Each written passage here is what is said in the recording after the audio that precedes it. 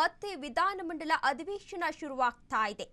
ರಾಜ್ಯ ಕಾಂಗ್ರೆಸ್ ಸರ್ಕಾರಕ್ಕೆ ಇನ್ನೂ ಕೂಡ ತಪ್ತಾ ಇಲ್ಲ ತಲೆಬಿಸಿ ಸರ್ಕಾರದ ವಿರುದ್ಧ ಚಾಟಿ ಬೀಸಲು ವಿಪಕ್ಷಗಳು ಸಿದ್ಧತೆಯನ್ನು ನಡೆಸ್ತಾ ಇದೆ. ಇಂದಿನಿಂದ ಮತ್ತೆ ವಿಧಾನಮಂಡಲದ ಅಧಿವೇಶನ ಶುರುವಾಗ್ತಾ ಇದೆ. ರಾಜ್ಯ ಕಾಂಗ್ರೆಸ್ ಸರ್ಕಾರಕ್ಕೆ ತಲೆಬಿಸಿ ಇನ್ನೂ ಕೂಡ ತಪ್ತಾ ಇಲ್ಲ. ಸರ್ಕಾರದ ವಿರುದ್ಧ ಚಾಟಿ ಬೀಸಲು ವಿಪಕ್ಷಗಳು ಈಗಾಗಲೇ ಸಿದ್ಧತೆಯನ್ನ ನಡೆಸಿದೆ ಎನ್ನಲಾಗ್ತಾ ಇದೆ. ವಕ್ಫ್ ಮೂಡ ಹಗರಣ, ಬಳ್ಳಾರಿಯಲ್ಲಿ ಬಾಣಂತಿಯರ ಸಾವನ್ನ ಪ್ರಸ್ತಾಪಿಸುವ ಸಾಧ್ಯತೆ ಇದೆ. ವಿಪಕ್ಷಗಳ ಬತ್ತಳಿಕೆ ಎಲ್ಲಿವೆ? ಸಾಲು ಸಾಲು ಬ್ರಹ್ಮಾಸ್ತ್ರಗಳು ಎನ್ನುವ ಮಾಹಿತಿ ಸಿಗ್ತಾ ಇದೆ. ವಕ್ಫ್ ಖಂಡಿಸಿ ಸರ್ಕಾರದ ಮೇಲೆ ಮುಗಿಬೀಳಲು ಈಗಾಗಲೇ ವಿಪಕ್ಷಗಳು ಸಜ್ಜಾಗಿವೆ.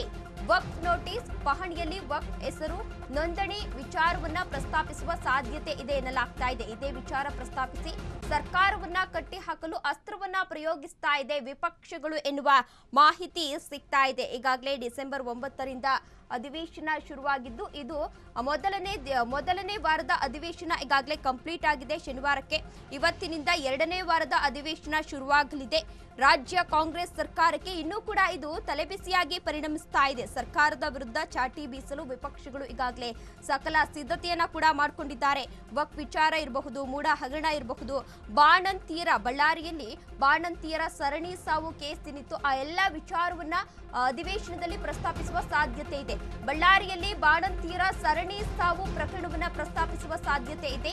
ತೀವ್ರ ಟೀಕಾ ಪ್ರಹಾರವನ್ನ ನಡೆಸಲು ದೋಸ್ತಿಗಳು ಸಜ್ಜಾಗಿವೆ ಎನ್ನುವ ಮಾಹಿತಿ ಸಿಗ್ತಾ ಇದೆ. ಸಚಿವ ದಿನೇಶ್ ಗುಂಡೂರಾವ್ ರಾಜೀನಾಮೆಗೆ ಒತ್ತಾಯವನ್ನ ಕೂಡ ಮಾಡುವ ಸಾಧ್ಯತೆ ಇದೆ. ಇವತ್ತು ಕೇಸ್ ನ್ಯಾಯಾಂಗ ತನಿಖೆಗೆ ಪ್ರತಿಪಕ್ಷಗಳು ಒತ್ತಾಯಿಸಲಿವೆ. ಬಿಪಿಎಲ್ ರದ್ದು, ಬ್ರ್ಯಾಂಡ್ ಬೆಂಗಳೂರು ಅಭಿವೃದ್ಧಿ ಶೂನ್ಯವಾಗಿದೆ ಎನ್ನುವ ಮಾಹಿತಿ ಕೂಡ ಸಿಗ್ತಾ ಇದೆ.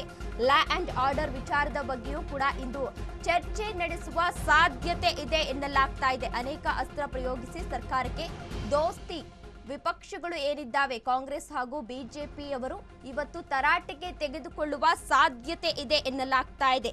ಬಳ್ಳಾರಿಯಲ್ಲಿ ಬಾಣಂತಿಯರ ಸರಣಿ ಸಾವು ಪ್ರಕರಣಕ್ಕೆ ಸಂಬಂಧಿಸಿದಂತೆ ಅದನ್ನ ಇವತ್ತು ಪ್ರಸ್ತಾಪಿಸುವ ಸಾಧ್ಯತೆ ಇದೆ. ಅಧಿವೇಶನದಲ್ಲಿ ತೀವ್ರ ಟೀಕಾ ಪ್ರಹಾರವನ್ನ ನಡೆಸಲು ದೋಸ್ತಿ ನಾಯಕರು ಈಗಾಗಲೇ ಸಜ್ಜಾಗಿದ್ದಾರೆ ಎನ್ನುವ ಮಾಹಿತಿ ಕೂಡ ಸಿಗ್ತಾ ಇದೆ. ಇನ್ನು ಇವತ್ತೇ ಅಧಿವೇಶನದಲ್ಲಿ ಸಚಿವ ದಿನೇಶ್ ಗುಂಡೂರಾವ್ ರಾಜೀನಾಮೆಗೆ ಒತ್ತಾಯವನ್ನ ಕೂಡ ಮಾಡಲಾಗುತ್ತೆ. ಕೇಸ್ ನ್ಯಾಯಾಂಗ ತನಿಖೆಗೆ ಪ್ರತಿಪಕ್ಷದವರು ಒತ್ತಾಯಿಸುವ ಸಾಧ್ಯತೆ ಕೂಡ ಇದೆ. ಬಿಪಿಎಲ್ ರದ್ದು, ಬ್ರ್ಯಾಂಡ್ ಬೆಂಗಳೂರು ಅಭಿವೃದ್ಧಿಯಲ್ಲಿ ಶೂನ್ಯ ಆಗ್ತಾ ಇದೆ ಎಂದು ಪ್ರತಿಪಕ್ಷದವರು ಹೇಳ್ತಾ ಇದ್ದಾರೆ. ವಿಪಕ್ಷಗಳಿಗೆ ತಿರುಗೇಟನ್ನ ನೀಡಲು ಸರ್ಕಾರ ಕೂಡ ಸಿದ್ಧತೆಯನ್ನು ನಡೆಸಿದೆ. ಕೋವಿಡ್ ಹಗರಣವನ್ನ ಸಿದ್ದರಾಮಯ್ಯ ಪ್ರಸ್ತಾಪಿಸಲಿದ್ದಾರೆ. ವಕ್ಫ್ ವಿಚಾರವಾಗಿ ಸದನದಲ್ಲಿ ಗದ್ದಲ, ಕೋಲಾಹಲ ಫಿಕ್ಸ್ ಎನ್ನಲಾಗ್ತಾ ಇದೆ. ವಕ್ಫ್ ವಿಚಾರದಲ್ಲಿ ಮೌನವಾಗಿರುವಂತೆ ಬಿವೈ ವಿಜಯೇಂದ್ರ ಆಮಿಷವನ್ನ ಒಡ್ಡಿದ್ದಾರೆ ಎನ್ನುವ ಮಾಹಿತಿ ಸಿಗ್ತಾ ಇದೆ. ಮಾಣಿಪ್ಪಾಡಿಗೆ 150 ಕೋಟಿ ಆಫರ್ ಬಗ್ಗೆ ಪ್ರಸ್ತಾಪ ಮಾಡುವ ಸಾಧ್ಯತೆ ಕೂಡ ಇದೆ. ಕಾಂಗ್ರೆಸ್ ಸರ್ಕಾರದಿಂದ ಮಾಣಿಪ್ಪಾಡಿ ವಿಡಿಯೋ ಆಧರಿಸಿ ಚರ್ಚೆ ನಡೆಸುವ ಸಾಧ್ಯತೆ ಕೂಡ ಇದೆ. ತೀವ್ರ ಕುತೂಹಲವನ್ನ ಕೆರಳಿಸ್ತಾ ಇದೆ ವಿಧಾನಮಂಡಲ ಅಧಿವೇಶನ. ಇವತ್ತು ನಡೀತಾ ಇರುವಂತಹ ವಿಧಾನಮಂಡಲ ಅಧಿವೇಶನ ತೀವ್ರ ಕುತೂಹಲವನ್ನ ಮೂಡಿಸ್ತಾ ಇದೆ. ವಿಪಕ್ಷಗಳಿಗೆ ತಿರುಗೇಟನ್ನ ನೀಡಲು ಈಗಾಗಲೇ ಕಾಂಗ್ರೆಸ್ ಸರ್ಕಾರವೂ ಕೂಡ ಸಿದ್ಧತೆಯನ್ನ ನಡೆಸಿದೆ. ಕೋವಿಡ್ ಹಗರಣವನ್ನ ಸಿಎಂ ಸಿದ್ದರಾಮಯ್ಯ ಪ್ರಸ್ತಾಪಿಸುವ ಸಾಧ್ಯತೆ ಕೂಡ ಇದೆ. ವಕ್ಫ್ ವಿಚಾರವಾಗಿ ಸದನದಲ್ಲಿ ಗದ್ದಲ, ಕೋಲಾಹಲ ಸೃಷ್ಟಿಯಾಗುತ್ತಾ ಎನ್ನುವ ಪ್ರಶ್ನೆ ಎದುರಾಗ್ತಾ ಇದೆ. ವಕ್ಫ್ ವಿಚಾರದಲ್ಲಿ ಮೌನವಾಗಿರುವಂತೆ ಬಿವೈ ವಿಜಯೇಂದ್ರ ಆಮಿಷವನ್ನ ಕೂಡ ಒಡ್ಡಿದ್ದಾರೆ.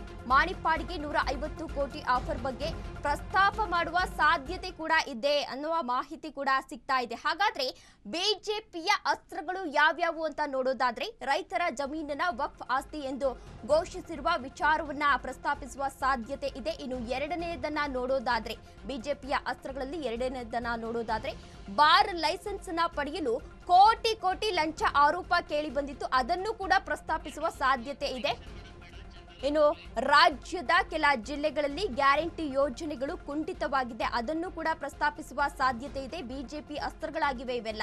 ಇನ್ನು ಗೃಹಲಕ್ಷ್ಮಿ ಹಣದ ಕಂತು ಮಹಿಳೆಯರ ಕೈ ಸೇರ್ತಾ ಇಲ್ಲ, ಅದನ್ನು ಕೂಡ ಇವತ್ತು ಅಧಿವೇಶನದಲ್ಲಿ ಪ್ರಸ್ತಾಪ ಮಾಡುವ ಸಾಧ್ಯತೆ ಇದೆ. ಇನ್ನು ಗೊಂದಲಕ್ಕೆ ಕಾರಣವಾಗಿರುವಂತಹ ಬಿಪಿಎಲ್ ಕಾರ್ಡ್ ಪರಿಷ್ಕರಣೆ ಆ ವಿಚಾರವನ್ನು ಕೂಡ ಇವತ್ತು ಪ್ರಸ್ತಾಪ ಮಾಡುವ ಸಾಧ್ಯತೆ ಇದೆ.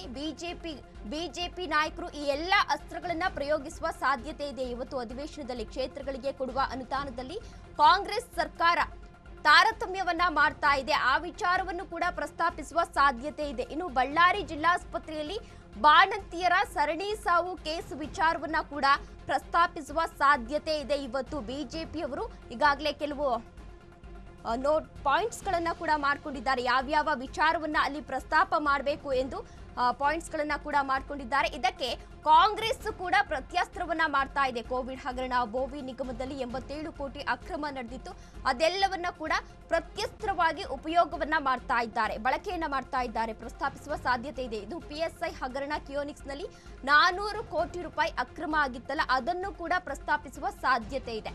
ಜೊತೆಗೆ ದೇವರಾಜು ಅರಸು ಟ್ರಕ್ ಟರ್ಮಿನಲ್ ನಲ್ಲಿ 47 ಕೋಟಿ ರೂಪಾಯಿ ಅಕ್ರಮ ಕೂಡ ನಡೆದಿತ್ತು, ಅದನ್ನು ಕೂಡ ಪ್ರತ್ಯಸ್ತ್ರವಾಗಿ ಕಾಂಗ್ರೆಸ್ ಸರ್ಕಾರದವರು ಇವತ್ತು ಬಳಸ್ತಾ ಇದ್ದಾರೆ. ಇನ್ನು ಶಿವಮೊಗ್ಗ ಜಿಲ್ಲೆಯ ಪರಶುರಾಮ್ ಥೀಮ್ ಅದು ಏನಿತ್ತು ಅಕ್ರಮ, ಅದನ್ನು ಕೂಡ ಬಳಸುವ ಸಾಧ್ಯತೆ ಇದೆ.